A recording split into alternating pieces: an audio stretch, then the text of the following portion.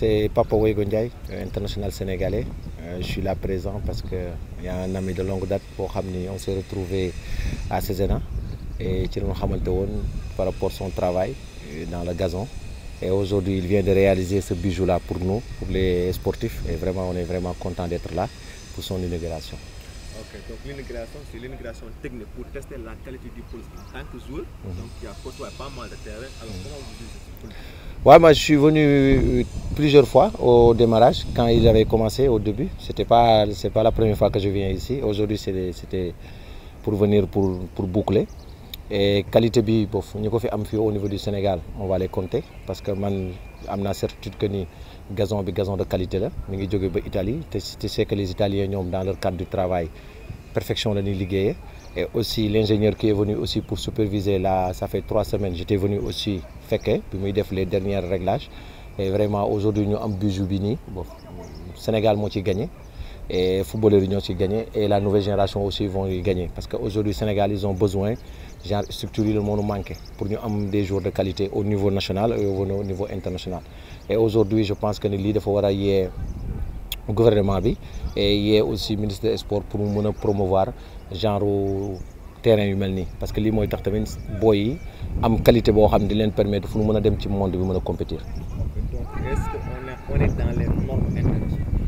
Plus que dans les normes même parce que avoir un espace comme ça au Sénégal terrain yu bare dem touti mais norme bi mom bof y en a peu qui sont au Sénégal à part amitié yenn stade yi nga xamné ñom ñoy moy yu nek à Thiès ñoko fi am sinon au niveau de Dakar ni c'est rare nga am stade bu am ni terrain bu ngand ni dina permettre tamit 2-3 équipes sax mën nañ ci entraîner en même temps bobu tamit c'est vraiment important parce qu'en général boy entraîner dans la semaine t'as pas besoin de tout le terrain, tu as besoin seulement la moitié du terrain.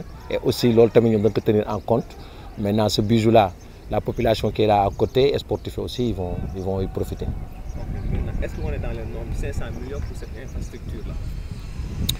Bien sûr, parce que le foot n'a pas de prix. Parce que vu que un joueur de football un seul joueur coûte des centaines de millions, ça veut tout dire.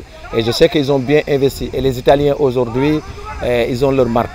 Et à chaque fois qu'ils font quelque chose aussi, ils doivent pour cette marque. Parce que nous ne jeter ses khalis pour rien du tout. Et aujourd'hui, je sais qu'un terrain de foot, ça coûte des fortunes. Ça coûte des fortunes. Là, j'en ai sûr et certain que ça coûte des fortunes. Moi-même qui vous parle, je suis dans le domaine au niveau de Saint-Louis. Et puis, aujourd'hui les coûts, saf na sàpp maa ngi dama war a daw sax de wuti ay sponsor pour ñu accompagner moi parce que je prépare ça au niveau de Saint-Louis avec mon académie. Ok super maintenant voilà au-delà de ça ban jeexintal tey la lii mën a am tey ci sport pour les footballeurs. Non footballeur sans terrain bu optimal mënul nekk footballeur parce que tey ji boo xoolee boo yu bare tey ji am nañu qualité mais amuñu terrain bu baax. Et aujourd'hui terrain bu baax mooy définir joueur parce que ñun tey jii boo xoolee joueurs yu bari dañuy entraîner ci terrain vague yi leur qualité va diminuer. Et pour dire que boo ñëwee ci terrain synthétique bu mel nii temps bi ngay def pour améliorer le joueur pour jox la exemple 1 an bi ngay def ci terrain vague pour joueur bi améliorer mais avec 3 mois 6 mois le joueur peut développer dans un terrain idéal.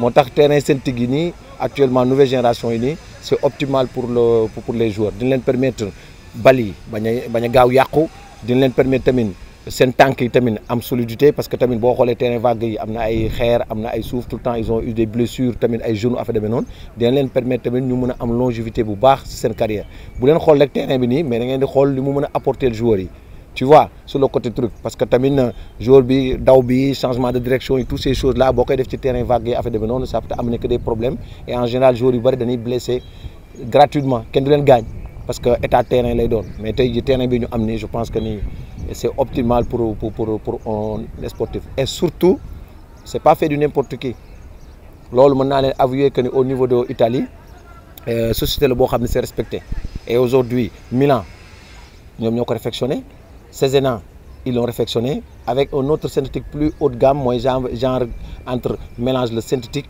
et le gazon bon ñoom ñu ngi ci beneen level. Bon, nous, c'est des gens qui sont respectés au niveau italien et partout dans le monde. Mais aujourd'hui, qualité bini, je ne pense pas tu vas le trouver au niveau du Sénégal. Et quand on a une qualité maintenant, qu'est-ce qu'il faut faire pour atteindre un bon entretien?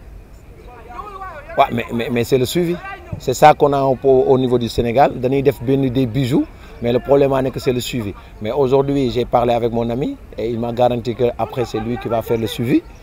Ça veut dire que c'est optimal parce que nit ki tek xamna limu tek xamna qualité bi et aujourd'hui normes yi nga xamni amna fi tok nañ ci waxtaan bu bare éliminer waruñu fi dugg ak terrain ak ay crampons fer ñu éviter ko certains spectacles tamit xol nan lañ koy organiser ba nga xamni tamit du yak terrain bi lool rek la et li ci dess nak moy suñu bijou la ñun ñep ñu ñoko mom jox ko akam terrain moom boo ko joxee akam mu delloo la akam respecté terrain bi respecté la bu nu waree li ñu war a def ko bu nu waree arrosé ñu arrosé ko bu nu ko mayee tamit mu repos ñu may ko repos dina permettre tamit bijou bu yàgg parce que suñu problème mooy loolu nag mooy dañuy am lu baax mais pour entretenir que c'est ça le truc et tu ne peux pas faire un bijou pareil et doo ko entretenir